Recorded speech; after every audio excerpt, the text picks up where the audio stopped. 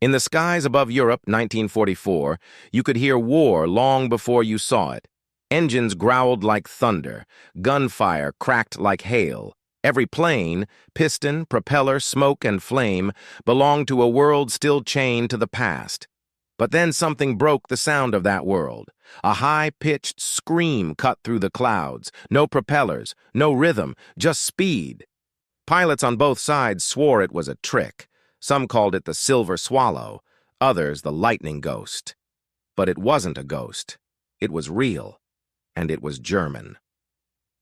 The Messerschmitt Me 262, the world's first operational jet fighter, a weapon so far ahead of its time that even its own creators barely understood it. Yet, as with so many things in the Third Reich, it arrived too late, for too many wrong reasons. The story began not in a secret bunker, but in a workshop in Augsburg, Bavaria. It was 1939. The world was still pretending not to be on fire. Inside the Messerschmitt plant, a man named Voldemar Voigt stood before a chalkboard drawing the impossible, a plane without propellers. Standing beside him was his boss, Willy Messerschmitt, a man whose ego was only rivaled by his obsession with speed. To him, faster wasn't just better, it was destiny. At the same time, across Germany, another mind was quietly solving the same riddle. Hans von Ohain, a young physicist obsessed with turbines. His early test bed, the Heinkel H-178, had already flown in secret in 1939, powered not by pistons, but by a jet of pure fire. But the Luftwaffe wasn't impressed. Unreliable, they said. Too expensive, they said. Besides, who needs jets when we're winning? That was 1939. A year later, the war machine was chewing through Europe, and through its own arrogance. Germany, 1940, Blitzkrieg, triumph. To the world, it looked unstoppable. To Hitler, that was a problem, because he believed in superweapons. He wanted tanks the size of houses, cannons that could hit Paris from Berlin, rockets that could fly to London. When someone mentioned jet engines, he waved it off. Nice toy, he said, but not what wins wars. So while Allied scientists were busy refining radar, and while British engineers studied jamming and decryption, Germany's greatest technological leap sat gathering dust on a workbench. The future was ready. But the Führer wasn't. By 1941, as the war dragged on, desperation began to change opinions. The Luftwaffe had seen the RAF hold their ground in the Battle of Britain. Propeller planes were reaching their limits. Faster meant shaking apart mid-air. It was time for something new. So Messerschmitt's team revived their forgotten project. The P-1065 prototype, soon to be known as the Me 262. The first challenge wasn't design. It was engines. The Jumo 004, built by Junkers, was a mechanical nightmare. Fragile, unpredictable, a ticking bomb of turbine blades and bad metallurgy. Nickel shortages meant corners were cut, engines melted mid-flight. Still, it flew. Barely, but it flew. On a gray July morning in 1942, test pilot Fritz Wendel climbed into the cockpit. The prototype, sleek and alien-looking, was unlike anything the world had seen. He throttled forward. The twin jets screamed, and then, for the first time in history, a jet fighter took to the sky. Witnesses on the ground stood frozen. It didn't climb. It leapt. It didn't roar. It howled, and for a moment, it felt like the future had arrived early. It was as if we had broken through the air itself, Wendell later said.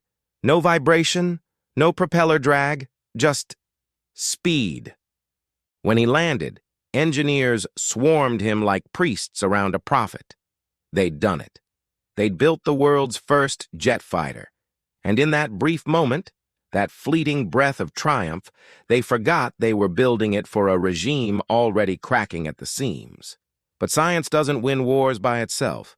Politics does. And in Hitler's Germany, politics killed more ideas than any Allied bomb ever could. The Me 262 should have gone into production immediately. But bureaucrats bickered, generals argued, and Hitler, as always, had opinions. He wanted a jet that could drop bombs on London, not one that could defend the Reich. When engineers tried to explain that the Me-262 was a fighter, not a bomber, Hitler snapped, "You don't understand. The war will be won by attack, not defense." So they wasted months, nearly a year, converting the sleek fighter into a clumsy blitz bomber that never worked properly. Meanwhile, Allied bombers were reducing German cities to ashes, and the engineers were watching their creation die on the drawing board. Production limped forward. Engines failed as fast as they were built. Factories were bombed before they could finish an airframe. Every Me-262 that reached the runway was a miracle of madness, a machine built from hope and scrap metal. Still, the pilots who touched its controls knew they were flying the future. They called it the Schwalbe, the Swallow, and they believed, in their final days, that maybe this strange, screaming bird could turn the tide. They were wrong. But in that moment, as the jet sliced across the sky faster than anything the world had ever seen, they could almost believe it wasn't too late. The Me-262 had proven one thing beyond all doubt. Humanity had finally broken free from the age of propellers. What it hadn't yet learned was how to outrun its own mistakes. The dream takes flight. The year was 1942. Germany was still winning, or at least pretending to. In the air, the Messerschmitt Bf-109 still clawed the sky, and the FW-190 terrorized bombers. But deep inside the Messerschmitt factory in Augsburg, something far stranger was taking shape. A machine that looked like it came from another century. It didn't have a propeller. It didn't even sound like a plane. It screamed. The Messerschmitt Me 262, Schwalbe, the Swallow. It was sleek, predatory, and fast. So fast that test pilot Fritz Wendel nearly lost control the first time he pushed the throttle forward. The twin Jumo 004 turbojets howled, coughing blue fire, shaking the airfield like thunder. When it lifted off, even the ground crews stared in disbelief. "It's not flying," one mechanic whispered. "It's escaping." For a brief moment, it seemed Germany had built the future. A jet fighter in 1942, years before anyone else would dare. It could fly at 540 miles per hour, faster than any Allied aircraft alive. It could climb like a rocket and dive like a ghost. In mock dogfights, the Me-262 left the Bf-109 and FW-190 spinning in its wake. It was, simply put, the fastest thing mankind had ever created in the sky. But there was a problem, and that problem had a mustache. When the first test reports reached Adolf Hitler, he was impressed, in his own Hitler kind of way. Fast, powerful, elegant. But then his eyes caught on a single phrase, designed as a pure interceptor. He frowned. Hitler didn't like defense. He liked offense. He liked revenge. To him, the Me-262 wasn't a shield. It was a sword waiting to be swung. So, he did what any self-proclaimed genius dictator would do. He decided to redesign the jet into a bomber. The engineers at Messerschmitt nearly choked when they heard it. A bomber? This wasn't a bomber. The Me-262 could barely carry enough fuel, let alone a bomb load. It was like asking a cheetah to haul a piano. But no one told Hitler no, and lived comfortably. So they did what Germans do best. They engineered a compromise. They added bomb racks under the fuselage. They changed the fuel system, rewired controls, strengthened the frame. Every new order delayed the schedule. Every change turned perfection into frustration. "The Führer wants a blitz bomber," one engineer muttered. "We're giving him a blitz problem." By mid-1943, while the Allies were perfecting radar and long-range bombers, Germany's miracle jet sat grounded, half-finished, half understood, and half ruined by politics. The Jumo engines barely lasted 10 flight hours before melting down. Metals that could handle the heat were running out. Factories were bombed. Supplies vanished. And yet, on paper, The Reich still believed it had a secret weapon that would change the war overnight. They even filmed propaganda reels, sleek silver jets slicing through clouds, promises of vengeance in the sky. In reality, most of those jets never made it off the runway. Still, among the chaos, a few engineers refused to give up. Men like Willy Messerschmitt and Hans von Ohain, the brilliant and exhausted minds behind the project. They knew what they had was more than a weapon. It was a revolution. They begged the high command to focus on production, not propaganda. "Give us 6 months," Messerschmitt pleaded, "and we can field 500 fighters." But 6 months in 1943, Germany was an eternity.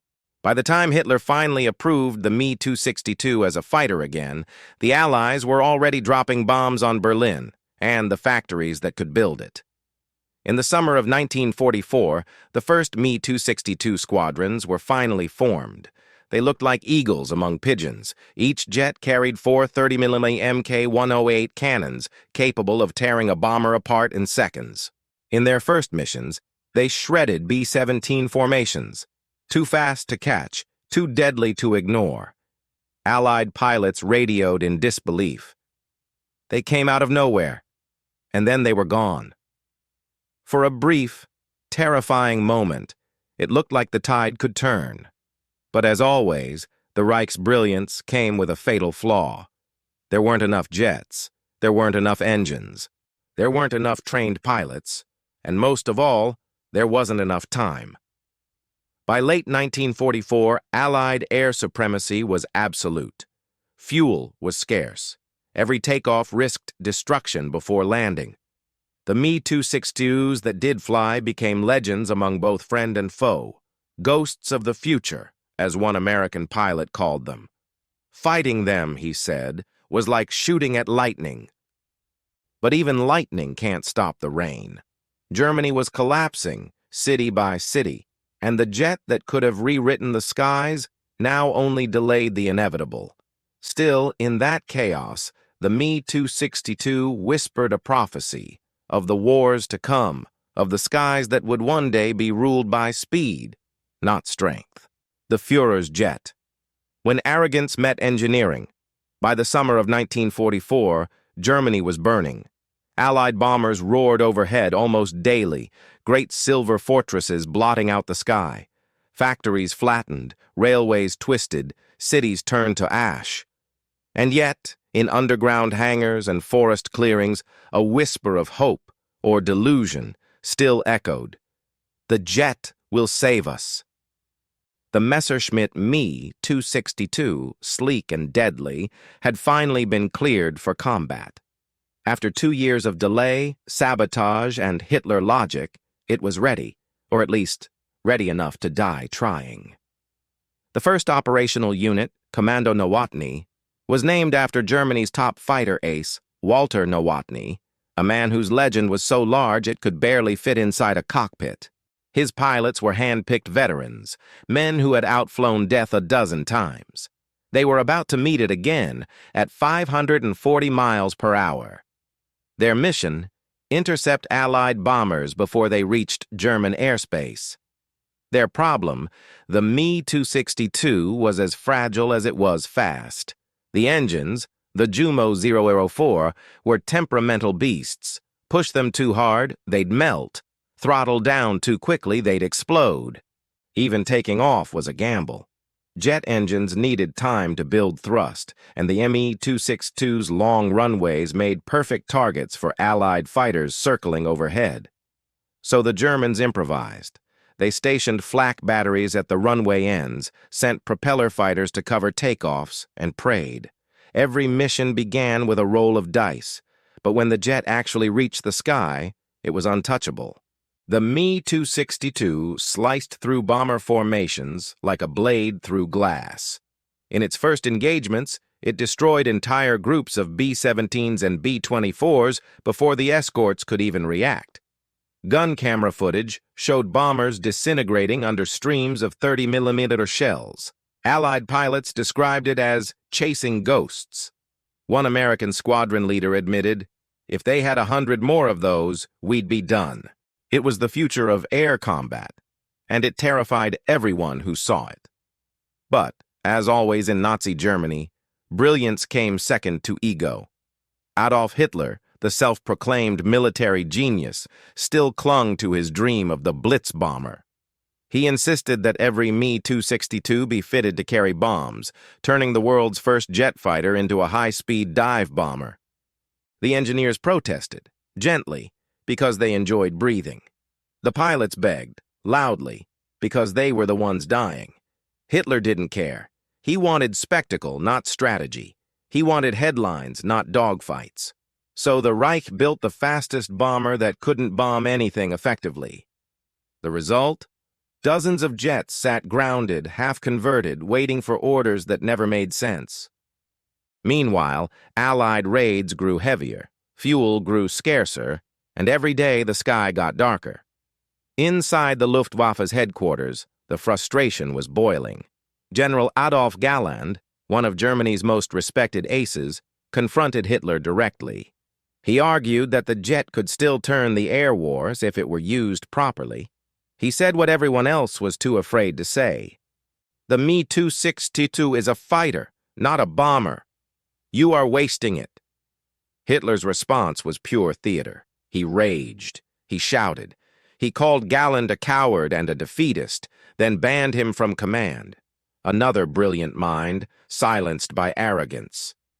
And so the miracle weapon remained a hostage to delusion. By late 1944, Germany had produced barely 300 Me-262s, and most of them never saw combat. Fuel shortages, Allied bombings, and bureaucratic chaos crippled production. Those that did fly faced overwhelming odds. 10 jets against hundreds of bombers, swarmed by Mustangs and Thunderbolts the moment they appeared. Still, they fought. Because that's what soldiers do when there's nothing left but duty and desperation. Walter Nowotny himself led from the front, fearless, perhaps reckless. On November 8, 1944, he took off for what would be his final mission. Moments later, radio silence. His jet was seen spiraling down in flames, engines dead. The hero of countless victories, undone not by enemy fire, but by a machine that wasn't ready. The Me-262 had claimed another victim, this time its own pilot. After Nowotny's death, command passed to Galland's Jagdverband 44, an elite squadron formed from the Luftwaffe's best survivors. They painted their Me-262s with red undersides, a defiant, almost suicidal statement. We will not hide. Their nickname? The Squadron of Experts. Their mission? Delay the inevitable. They fought with what little fuel, ammo, and sanity they had left. Against impossible odds, they scored dozens of kills, but by then, it didn't matter. Germany was collapsing, the skies filled with Allied power. For every jet built, the Allies produced 100 planes. For every ace lost, there were 10 more rookies who never got to take off. And yet, the Me-262 still fascinated even its enemies. Captured examples were flown, studied, dissected.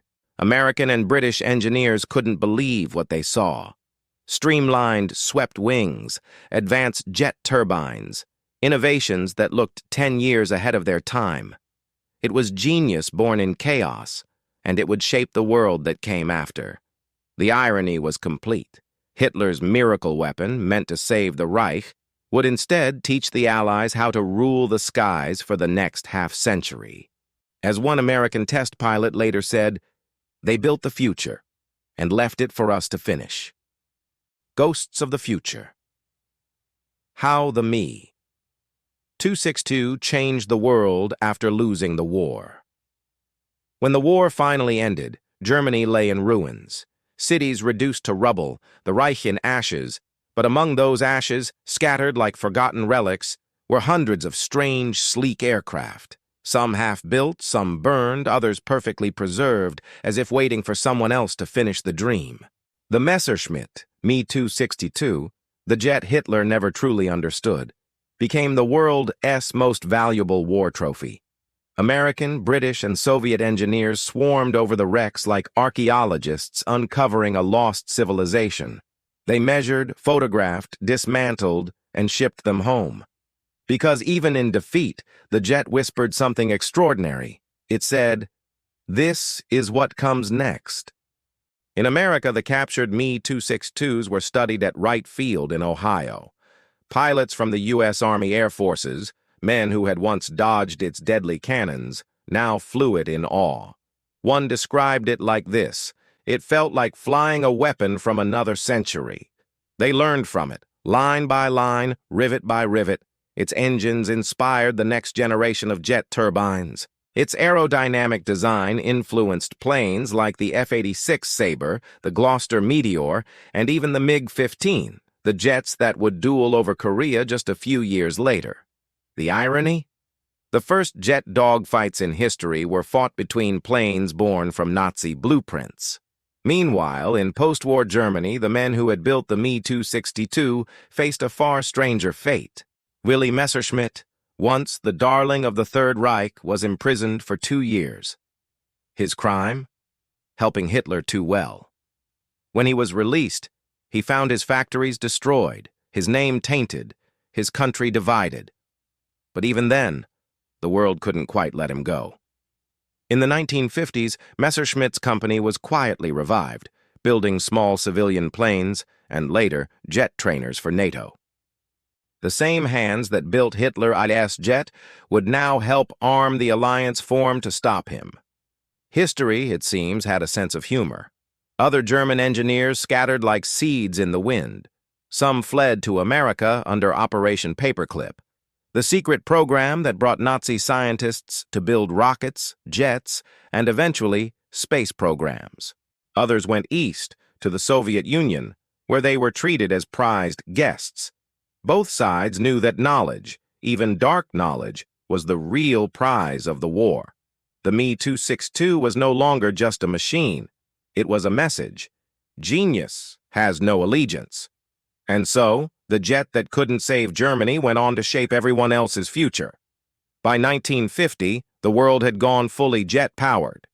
Commercial airliners, supersonic fighters, even the space race, all born from the same leap of imagination that began in a war Hitler lost. The Americans perfected it, the British refined it, the Soviets mass-produced it, and Germany watched quietly as the world flew past using the wings it had once designed. Yet, for all its technical brilliance, the Me-262 also carried a warning, one written in oil, steel, and blood. It was proof that innovation without wisdom is just a faster way to reach disaster. The jet was ahead of its time, yes, but also a symbol of a nation that believed technology could redeem its ideology. It couldn't. As one American historian later wrote, the Me-262 was not a miracle weapon. It was a mirror, reflecting the madness that built it. But still, it flew. And when it flew, it was beautiful. Modern pilots who've flown restored Me-262s describe it as graceful, smooth, almost peaceful. A machine built for speed, not war. They say the strangest thing is the sound. Not a roar, but a whisper. A soft, haunting whine that fades into the sky like a ghost that never quite left. One pilot put it best. It's like touching history and hearing it breathe. Today, a few of those ghosts still exist. In museums across America, Dayton, Washington, Seattle, the Me-262 stands gleaming under spotlights, its skin polished, its engines silent. Children press their faces to the glass, marveling at the world's first jet fighter, unaware that it was built in an empire collapsing. To them, it's just a cool machine, something from a movie, not from a nightmare. And maybe that's fitting, because history has a way of softening its edges, turning horror into fascination, tragedy into trivia. The Me-262 has become what it always wanted to be, legendary. But legends lie. They leave out the cost, They leave out the factories full of starving workers, the boys sent to die in cockpits of engines that flamed out, the scientists dreaming of progress while serving monsters. That's the real story, the one beneath the steel. If you listen closely, you can still hear it.